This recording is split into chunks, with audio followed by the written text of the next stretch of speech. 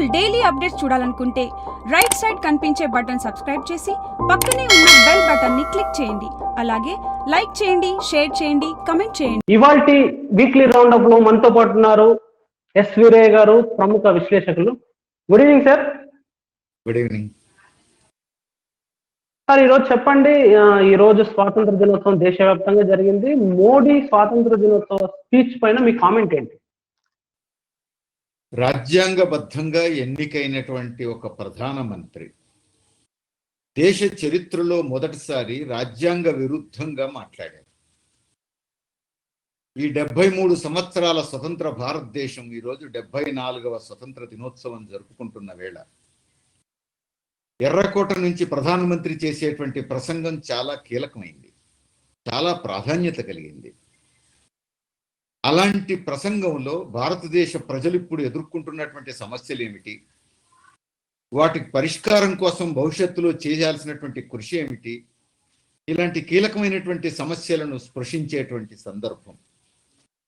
కానీ ప్రధానమంత్రి మన రాజ్యాంగ విలువలనే ప్రశ్నించేటువంటి పద్ధతుల్లో ఈరోజు ప్రసంగంలో ఆయన మాట్లాడారు. మన రాజ్యాంగం లౌకిక రాజ్యాంగం, ప్రజాస్వామ్య విలువలకు కట్టుబడి ఉండేటువంటి రాజ్యాంగం. జాతీయోద్యమ నేపథ్యంలో స్వాతంత్రోద్యమ పునాదుల మీద నిర్మించుకున్నటువంటి రాజ్యాంగం. అనేక మతాలు, అనేక భాషలు, అనేక సంస్కృతులకు సమాన విలువలనిచ్చి సమాన హక్కుల్నిచ్చేటువంటి ఒక ప్రజాస్వామ్యయుతమైనటువంటి లౌకికమైనటువంటి విలువలకు పునాదిగా ఉన్నటువంటిది మన రాజ్యాంగం. ఇలాంటి రాజ్యాంగానికి ప్రతినిధిగా ఉండి ఈ రాజ్యాంగ విలువల ఆధారంగా రాజ్యాంగబద్ధంగా ఎన్నికైనటువంటి ప్రధానమంత్రి తాను స్వాతంత్ర్య దినోత్సవ సందర్భంగా చేసేటువంటి ఉపన్యాసంలో రాజ్యాంగబద్ధంగా మాట్లాడాలి. కానీ రామాలయ నిర్మాణం గురించి స్వాతంత్ర్య దినోత్సవం రోజున మాట్లాడారు ప్రధానమంత్రి. రామాలయం నిర్మించుకోవడాన్ని ఎవరు ప్రశ్నించట్లే. అయోధ్యలో ఆ రామాలయానికి సంబంధించినటువంటి లీగల్ సమస్యని సుప్రీంకోర్టు పరిష్కారం చేసింది. రామాలయం నిర్మించుకోవచ్చునని చెప్పేసి ఒక తీర్పులో చెప్పింది. రామాలయం నిర్మించేటువంటి బాధ్యతను ఒక ట్రస్ట్కు అప్పచెప్పింది. ఆ ట్రస్ట్ రామాలయం నిర్మించవచ్చు, ఎవరికీ అభ్యంతరం లేదు. కానీ ఆ రామాలయ నిర్మాణానికి శంకుస్థాపనకు ప్రధానమంత్రి పోవటం అనేది అభ్యంతరకరమైంది.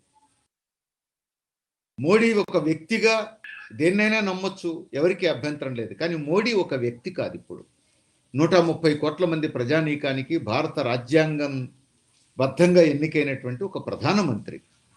అందుకని రాజ్యం కానీ ప్రభుత్వం కానీ ఒక మతానికి సంబంధించినటువంటి కార్యక్రమంతో ప్రత్యక్షంగా ఆ విధంగా కలగాపులగం చేసుకోవడం అనేటువంటిది రాజ్యాంగ విలువలకు విరుద్ధం. రామాలయం అనేటువంటిది ఒక మతానికి సంబంధించినటువంటి ప్రజలకు సంబంధించినటువంటి విశ్వాసం కాబట్టి అది ఆ మత కార్యక్రమంగా ఉండాలి. ఇది ఇప్పటికే చర్చ జరుగుతోంది దేశంలో. ఈ చర్చ జరుగుతున్న క్రమంలోనే చివరికి స్వాతంత్ర దినోత్సవ సందర్భంగా కూడా ఆయన అదే విషయాన్ని మెన్షన్ చేయటం అని అంటే ఎవరేమనుకున్నా నేను ఖాతరు చేయను అనేటువంటి ధోరణితో పోతున్నారు. రాజ్యాంగ విలువలకు విరుద్ధంగా ఆయన మొండిగా పోతున్నారు. ఇది ప్రజాస్వామ్యానికి, లౌకిక విలువలకు, భారత రాజ్యాంగానికి వస్తున్నటువంటి ప్రమాదానికి సూచన. ప్రధానమంత్రి ఆ విషయం ఈ సందర్భంగా ప్రస్తావించి ఉండాల్సింది కాదు. అంతేకాదు, ఆయన ఆత్మనిర్భర్ భారత్ గురించి ఇదివరకు నుంచే చెప్తున్నారు, ఈరోజు మళ్ళీ చెప్పారు. కానీ ఆత్మనిర్భర్ భారత్ ఎప్పుడు సాధ్యమవుతుంది? మన కాళ్ళ మీద మనం నిలబడగలిగినప్పుడు సాధ్యమవుతుంది. కానీ కీలక రంగాలన్నీ ప్రైవేటు వ్యక్తుల చేతుల్లో పెట్టి, బహుళజాతి సంస్థల చేతుల్లో పెట్టి 100% విదేశీ పెట్టుబడులకు అవకాశం కల్పించి ఆత్మనిర్భర్ భారత్ గురించి మాట్లాడడంలో ప్రయోజనం ఏముంది? ఇది ఆత్మనిర్భర్ భారత్ కంటే ఆత్మవంచనే ఎక్కువ కనపడతా ఉంది. విదేశాల మీద ఆధారపడేటువంటి భారతదేశాన్ని నిర్మించే పరిస్థితి ఎక్కువ కనపడతా ఉంది. పైగా ఈరోజు ఆయన మనకు అవసరమైన సరుకులు మనం ఉత్పత్తి చేసుకుందాం, ప్రపంచానికి కూడా సరఫరా చేద్దాం, ఆధునిక శాస్త్ర సాంకేతిక పరిజ్ఞానాన్ని ఉపయోగించి సరుకులను ఉత్పత్తి చేద్దాం అని చెప్పేసి అన్నారు. మంచి మాట. మనం ఆ దిశలో ఎంత అభివృద్ధి చెందితే అంత మంచిది. మరి ఆ దిశలో అభివృద్ధి చెందాలి అని అంటే విదేశీ సరుకులను ఉపయోగించడం కాకుండా మన దేశంలో మనమే ఉత్పత్తి చేసుకొని మన సరుకుల్ని మనం వాడుకోవాలి. కానీ చైనా సరుకులకు వ్యతిరేకంగా ప్రధానమంత్రి మాట్లాడారు. దీనివల్ల మన భారతదేశంలో మనకు అవసరమైన సరుకులు మనం ఉత్పత్తి చేసుకోవడం అనేటువంటి లక్ష్యం నెరవేరడానికి అవకాశం లేదు. చైనా సరుకులను ఉపయోగించొద్దు అని అంటే అమెరికా సరుకులను ఉపయోగించాలా, బ్రిటన్ సరుకులు ఉపయోగించాలా, జపాన్ సరుకులు ఉపయోగించాలా? ఇది కదా సమస్య. అందుకని మనం విదేశీ సరుకుల మీద ఆధారపడొద్దు అని చెప్తే కరెక్ట్ ఉండేది. అప్పుడు నిజాయితీ ఉన్నట్టు, ప్రధాని చెప్పే దాంట్లో నిజాయితీ కనిపించేది. మన దేశాన్ని మనం అభివృద్ధి చేసుకుందాం, మనకు అవసరమైన సరుకులు మనం ఉత్పత్తి చేసుకుందాం, విదేశీ సరుకుల మీద మనం ఆధారపడొద్దు అని చెప్పి ఉంటే ప్రధానమంత్రి చిత్తశుద్ధితో మాట్లాడాడని అనుకోవచ్చు. కానీ ఇప్పుడు ప్రధానమంత్రి చెప్పిన దాంట్లో చిత్తశుద్ధి కనిపించట్లేదు. అమెరికాకో మరో దేశానికో మన దేశాన్ని మార్కెట్గా ఉపయోగించే ఆలోచనే కనబడతా ఉంది. అది భారతదేశ ప్రజలకు ఉపయోగపడదు, ఆత్మనిర్భర్ భారత్ అనేటువంటి లక్ష్య సాధనకు అది ఉపయోగపడదు. అందుకని ఇవి 1-2 ఉదాహరణలు మాత్రమే చెప్తున్నాను. స్థూలంగా ఈరోజు ప్రధానమంత్రి చేసినటువంటి ప్రసంగం కీలకమైనటువంటి అంశాల్లో మన రాజ్యాంగ విరుద్ధంగా జరిగింది. మన భారతదేశ ప్రజల ప్రయోజనాలను పరిరక్షించేదిగా ఈ ప్రసంగం లేదు. రానున్న కాలంలో మరిన్ని ప్రమాదకరమైనటువంటి డెవలప్మెంట్స్కి ఇది సంకేతంగా కనిపిస్తాం. అట్లాగే చెప్పండి సార్, ప్రధానమంత్రి ఫసల్ బీమా యోజన నుండి గుజరాత్ రాష్ట్రం వైదొలిగింది. ఎట్లా చూడొచ్చు దీన్ని? అంటే బీజేపీ ప్రభుత్వం కేంద్రంలో పరిపాలిస్తుంది, అదే విధంగా బీజేపీ ప్రభుత్వం గుజరాత్ లో ఉంది. గుజరాత్ ప్రభుత్వం ప్రధానమంత్రి ఫసల్ బీమా యోజన నుంచి బయటకు వెళ్ళొచ్చింది. దీన్ని ఎట్లా చూడొచ్చు? ఇప్పుడు మనం తెలంగాణ రాష్ట్రంలోనూ ఏపీలోనూ ఈ టీవీ చర్చల సందర్భంగా కూడా అనేక మంది బీజేపీ నాయకులు ఒక వాదన చేయడం మనం చూస్తాం. ప్రధానమంత్రి ఫసల్ బీమా యోజన రైతాంగాన్ని ఆదుకోవడం కోసం చాలా గొప్ప కార్యక్రమం అని, కొన్ని రాష్ట్రాలు దాన్ని ఉపయోగించుకోవట్లేవని చెప్పేసి చెప్పడం మనం చూస్తాం. కానీ ఇప్పుడు ప్రధానమంత్రి సొంత రాష్ట్రం, బీజేపీనే పరిపాలిస్తున్న రాష్ట్రం, ప్రధానమంత్రి ఫసల్ బీమా యోజన పథకం నుంచి బయటికి రావడం అనేది ఇప్పుడు అందరి దృష్టిని ఆకర్షిస్తూ ఉంది. ప్రధానమంత్రి నరేంద్ర మోడీ దీనికి సమాధానం చెప్పాలి, బీజేపీ నాయకత్వం దీనికి సమాధానం చెప్పాలి.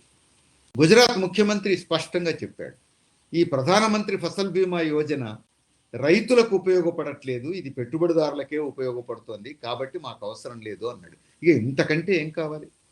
ప్రధాని నరేంద్ర మోడీ నాయకత్వంలో కేంద్ర ప్రభుత్వం అమలు జరుపుతున్న విధానాలు సాధారణ ప్రజల ప్రయోజనాలకు కాదు, బడాబాబుల ప్రయోజనాల కోసమే ఉపయోగపడుతున్నాయని ఇప్పటికే అనేక సందర్భాల్లో ఈ దేశంలో వామపక్షాలు చెప్తున్నాయి, అనేక మంది దేశభక్తులు చెప్తున్నారు, ప్రజాస్వామ్యవాదులు చెప్తున్నారు.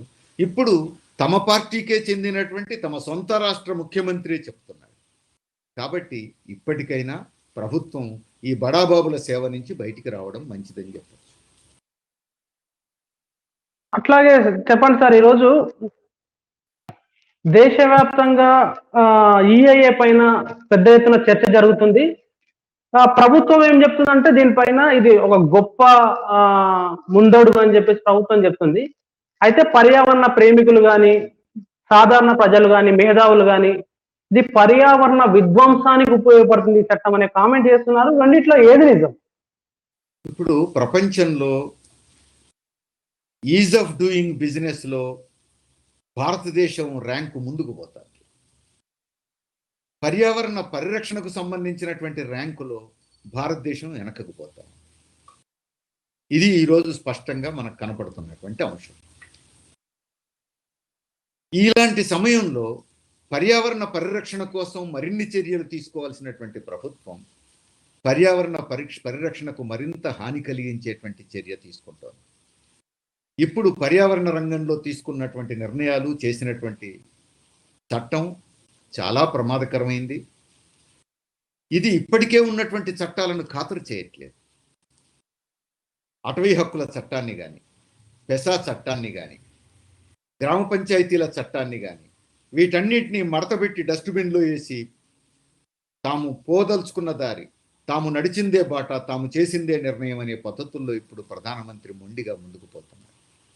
దీనివల్ల అనేక నష్టాలు ఉన్నాయి. ఒకటి, అటవీ వనరులు దెబ్బతింటాయి. రెండవది, అడవుల్లో నివసించేటువంటి జంతుజాలాలు ధ్వంసం అవుతాయి. మూడవది, వైవిధ్యం, జీవ వైవిధ్యం కూడా దెబ్బతింటుంది. వీటన్నింటిని మించి పర్యావరణం నాశనం అవుతుంది. ఇవేవి కూడా ప్రధానమంత్రి ఖాతరు చేయట్లేదు, కేంద్ర ప్రభుత్వం ఖాతరు చేయట్లేదు. ఖాతరు చేయకపోగా ఇప్పుడు జరుగుతున్నది ఏమిటి? ఈ చట్టాలను పక్కన పెట్టి కొత్త చట్టం చేయటం వల్ల ఇప్పుడు గిరిజన ప్రాంతాల్లో, కొండ ప్రాంతాల్లో, అడవి ప్రాంతాల్లో ఏదైనా ఒక పరిశ్రమ నిర్మించాలన్నా, ఏదైనా ఒక గని తవ్వాలన్నా అక్కడ గ్రామ సభల అనుమతి తీసుకోవాలి. ఇప్పుడు గ్రామ సభల అనుమతి తీసుకోవాల్సిన అవసరం లేదు అని చెప్పేసి సవరణ చేశారు. సుప్రీంకోర్టు తీర్పులను కూడా ఖాతరు చేయకుండా ఈ చట్టాన్ని తీసుకువచ్చారు. దీంట్లో చెప్తున్నది ఏమిటి? ఒక 40 రకాల పరిశ్రమల్ని పర్యావరణ అనుమతులు లేకుండానే నిర్మించుకోవడానికి అవకాశం ఇస్తున్నారు. అంటే ముందస్తు పరిశీలన లేకుండానే, మదింపు లేకుండానే, పర్యావరణ అనుమతులు లేకుండానే డైరెక్ట్గా పరిశ్రమలు నిర్మించవచ్చు అని చెప్పేసి అంటున్నారు. అంటే అడవిని ధ్వంసం చెయ్యొచ్చు అని అంటున్నారు. అంతేకాదు, అసలు చట్టాలను ధిక్కరించి అటవీ ప్రాంతాలను ధ్వంసం చేసే వాళ్ళ మీద సీరియస్ యాక్షన్స్ తీసుకోవాలి, క్రిమినల్ చర్యలు తీసుకోవాలని సుప్రీంకోర్టు అనేకసార్లు చెప్పింది ఇప్పటికే. ఇప్పుడు ఈ చట్టంలో చెప్తున్నది ఏమిటి? క్రిమినల్ చర్యలు కాదు, అట్లా చట్టాన్ని ఖాతరు చేయకుండా అడవులను ధ్వంసం చేస్తే ఎవరైనా వాళ్ళు ఫైన్ కడితే చాలు అని చెప్పేసి అంటున్నారు. అంటే ఈ మొత్తంలో సారాంశంగా మనకేం కనబడతా ఉంది? ప్రజల భద్రత కంటే, మానవాళి భద్రత కంటే కొంతమంది పెట్టుబడిదారుల లాభార్జనే ప్రభుత్వానికి ప్రధానం అవుతా ఉంది. అసలు కాలుష్యాన్ని పెద్ద ఎత్తున వెదజల్లేటువంటి చమురు, అట్లనే గ్యాసు, దాన్ని వెలికి తీయడం, దాన్ని శుద్ధి చేయడం లాంటి పరిశ్రమలు కూడా ఈ ముందస్తు అనుమతులు అవసరం లేనటువంటి 40 రకాల పరిశ్రమల్లో చేర్చింది. ఇప్పుడు ఈజ్ ఆఫ్ డూయింగ్ బిజినెస్ తప్ప ఇంకేదీ వినిపించట్లేదు, కనిపించట్లేదు కేంద్ర ప్రభుత్వానికి. బడాబాబులకు లాభాలు సంపాదించి పెట్టడం, ప్రైవేటు పెట్టుబడిదారులను ప్రోత్సహించడం తప్ప మానవాళి ప్రయోజనాలు ఇప్పుడు ఈ ప్రభుత్వానికి పట్టలేదు. అందుకే పర్యావరణాన్ని ఖాతరు చేయకుండా ఒక ప్రమాదకరమైనటువంటి నిర్ణయం చేసింది. ఇప్పుడు ప్రజలు కళ్ళు తెరవాలి, పర్యావరణాన్ని ప్రజలే కాపాడుకోవాలి. కేంద్ర ప్రభుత్వాన్ని నమ్ముకుంటే పర్యావరణం మరింత ధ్వంసం అయ్యేటువంటి ప్రమాదం కనపడతాం.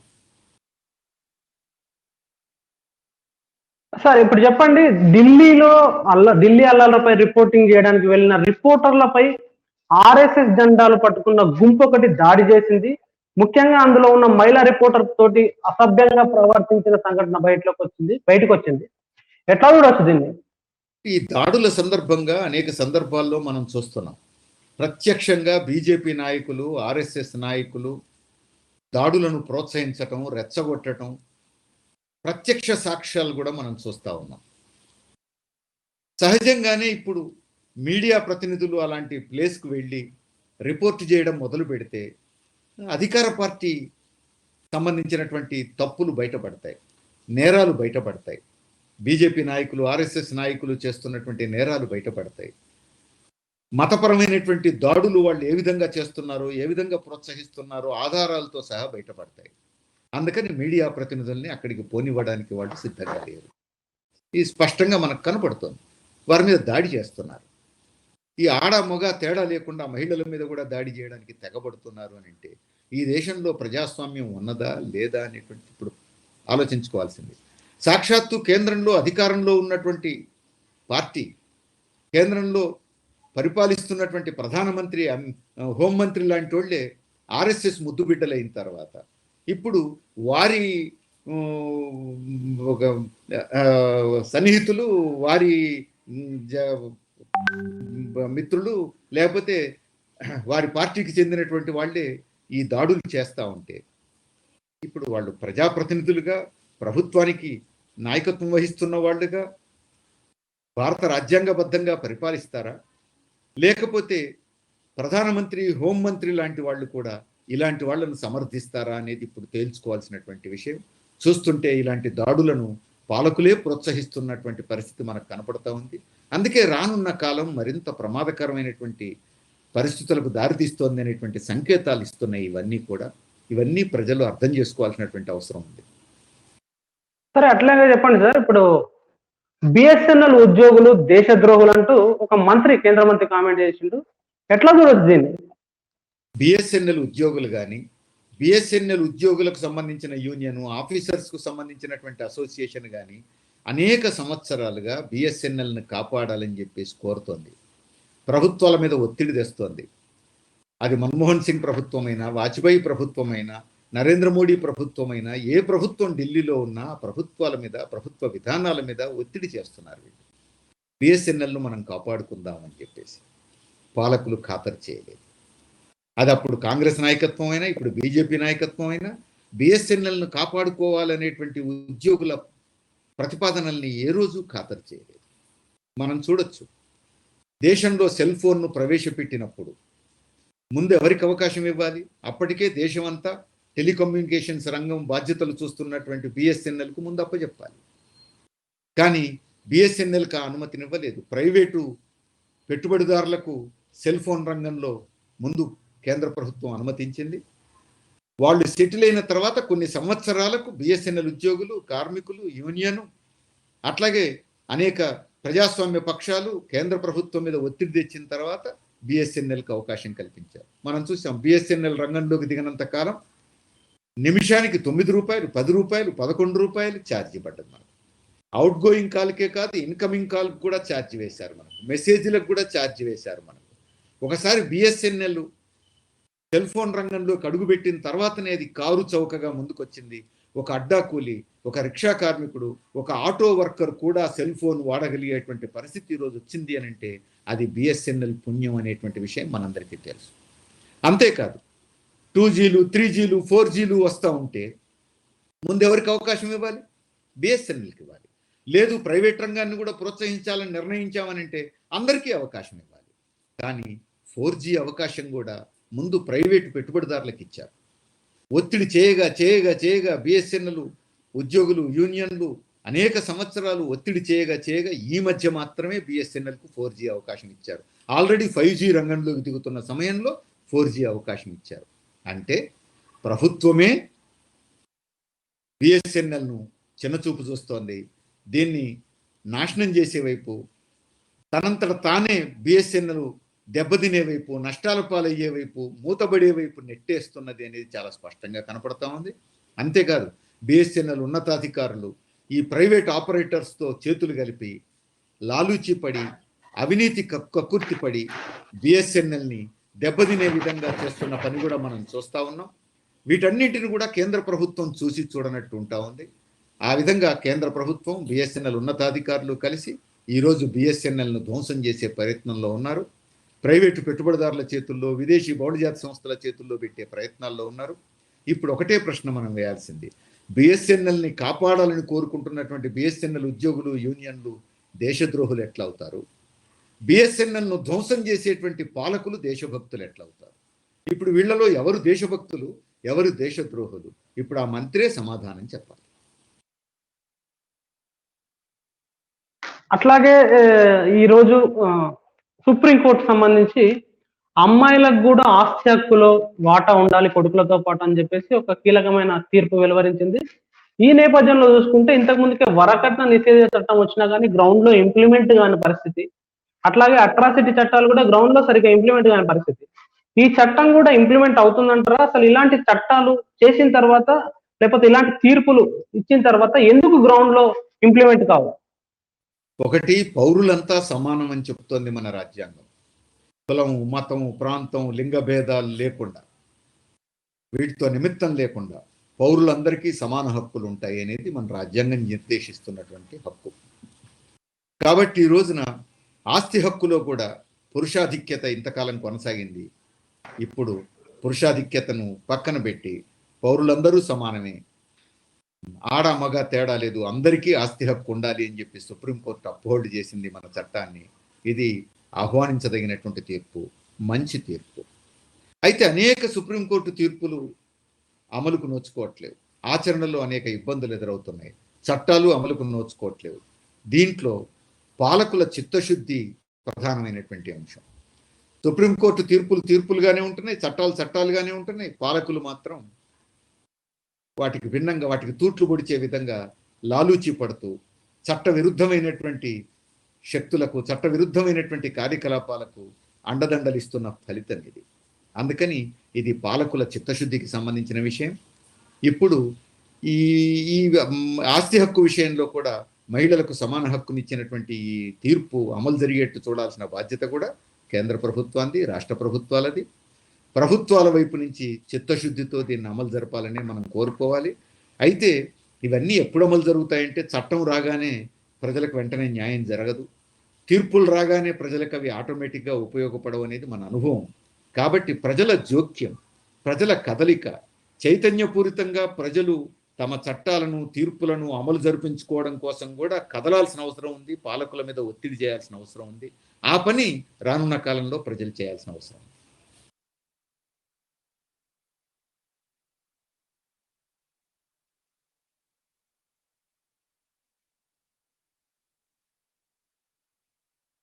డిస్టర్బెన్స్ వస్తుంది, నీ ప్రశ్న వినపడలేనా?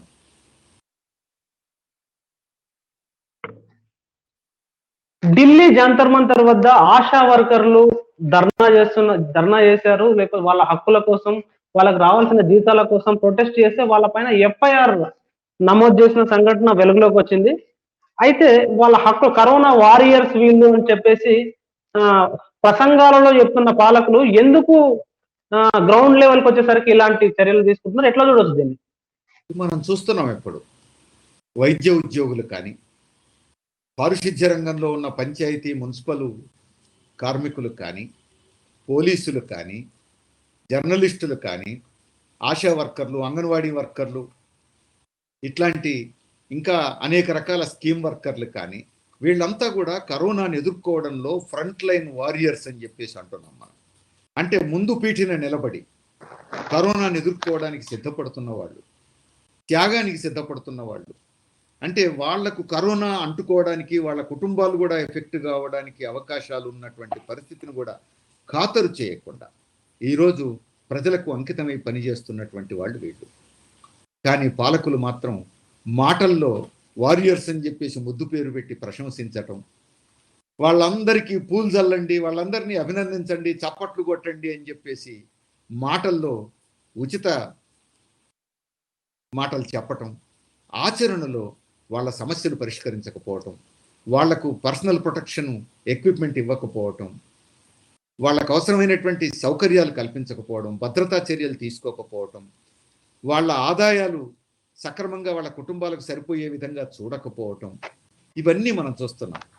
ఇక దిక్కుతోచని స్థితిలో, అనివార్యమైన పరిస్థితుల్లో వాళ్ళ ఆందోళనకు దిగాల్సి వస్తుంది. ఇప్పుడు ఆశా వర్కర్లు దేశవ్యాప్తంగా ఆందోళన చేయాల్సి వచ్చింది. నిన్నగాక మొన్న మనం చూసాం, గాంధీ హాస్పిటల్లో వైద్య సిబ్బంది సమ్మె చేయాల్సిన పరిస్థితి, వరుసగా 4-5 రోజులు ధర్నాలు చేయాల్సిన పరిస్థితి. ఆ తర్వాత రాష్ట్రంలో అనేక వైద్యశాలల్లో సిబ్బంది ధర్నా చేయాల్సిన పరిస్థితి. సాక్షాత్తు నరేంద్ర మోడీ గారి సొంత రాష్ట్రం గుజరాత్లోనే వీళ్ళందరికంటే ముందే వైద్య సిబ్బంది సమ్మె చేశారు, మనం చూసాం. ఇది అనివార్యంగా వాళ్ళు ప్రాణాలు చేతుల్లో పెట్టుకొని, ప్రాణాలు గుప్పిట్లో పెట్టుకొని ఆందోళనకు దిగాల్సి వస్తుంది. అలాంటి వాళ్ళను మీరు ఆందోళనకు దిగాల్సిన అవసరం లేదు, మీ సమస్యలు మేము పరిష్కరిస్తామని అనునయించి, నచ్చజెప్పి, వాళ్ళ సమస్యలు పరిష్కరిస్తూ కరోనాను ఎదుర్కోవడం మీద కేంద్రీకరించాల్సినటువంటి పాలకులు ఇప్పుడు కరోనాను ఎదుర్కోవడం మీద వాళ్ళ దృష్టి లేదు. బడాబాబుల ప్రయోజనాలు చూడడం, ఇట్లాంటి వాళ్ళు ఎవరైనా న్యాయం కోసం, ధర్మం కోసం, హక్కుల కోసం అడిగితే వాళ్ళ మీద కేసులు పెట్టడం, లోపల దోయటం, ఒక నిరంకుశ పోకడలకు పోవటం. ఇది ఈరోజు కేంద్ర ప్రభుత్వం, ప్రధానమంత్రి నరేంద్ర మోడీ నాయకత్వంలో ప్రభుత్వం అనుసరిస్తున్నటువంటి విధానాల ఫలితం ఇది. దీన్ని ప్రజలు కూడా చూస్తున్నారు. పాలకులు ఒక్క విషయం అర్థం చేసుకోవాలి. ఇప్పుడు ఈ పీరియడ్లో ప్రజలు వెంటనే పెద్ద ఎత్తున నిరసన తెలపడానికి, పికెటింగులు చేయడానికి, సమ్మెలు చేయడానికి సిద్ధపడరు.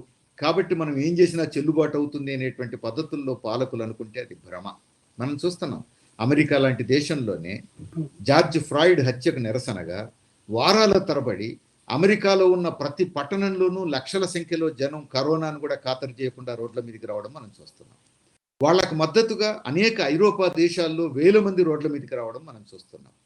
మన దగ్గర కూడా బొగ్గు గని కార్మికుల సమ్మె చూసాం మనం, పంచాయతీ మున్సిపల్ కార్మికుల పోరాటాలు చూసాం మనం, వైద్య సిబ్బంది పోరాటం చూసాం మనం. అందుకని కడుపు మండితే, కడుపు కాలితే, ప్రజలకు ఒకసారి ఆగ్రహం వస్తే కరోనాను కూడా ఖాతరు చేయరు, రోడ్ల మీదకి వస్తారు అనేటువంటి స్పృహలో పాలకులు ఉండడం మంచిది. వాళ్ళు బాధ్యతాయుతంగా వ్యవహరించడం మంచిది.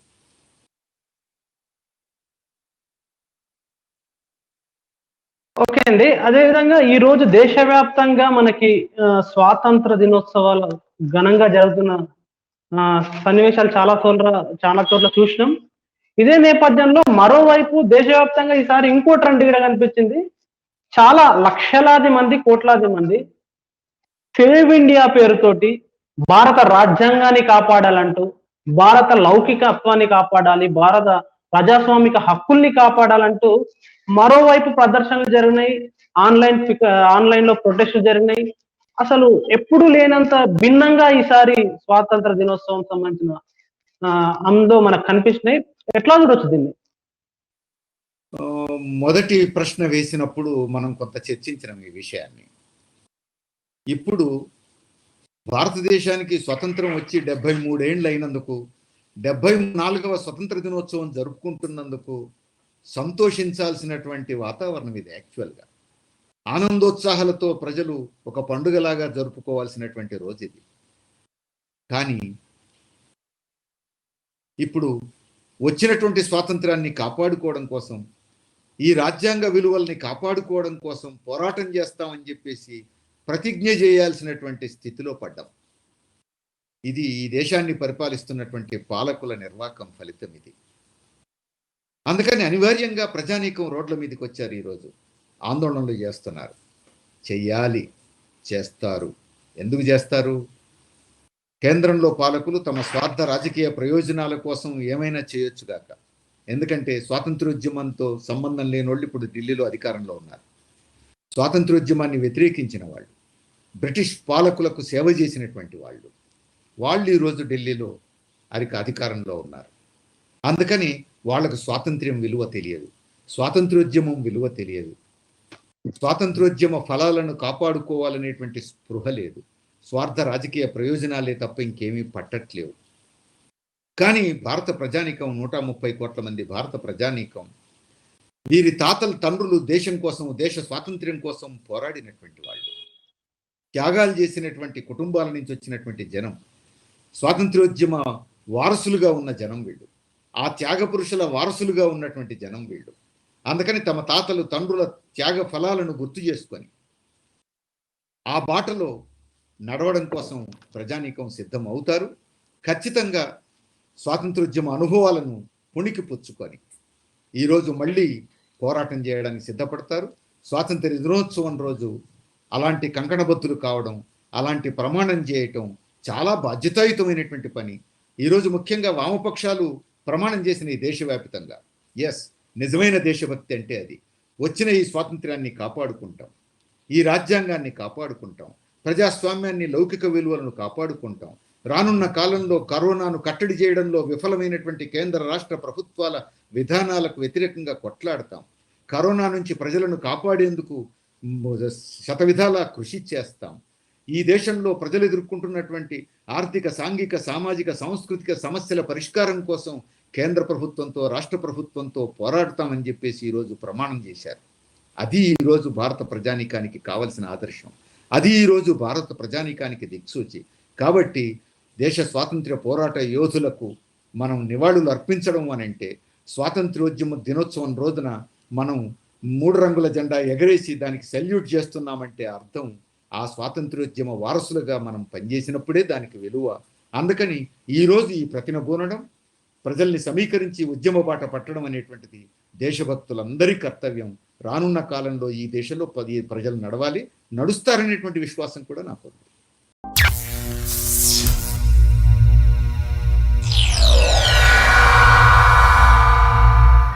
మన ఛానల్ డైలీ అప్డేట్స్ చూడాలనుకుంటే రైట్ సైడ్ కనిపించే బటన్ సబ్స్క్రైబ్ చేసి పక్కనే ఉన్న బెల్ బటన్ని క్లిక్ చేయండి.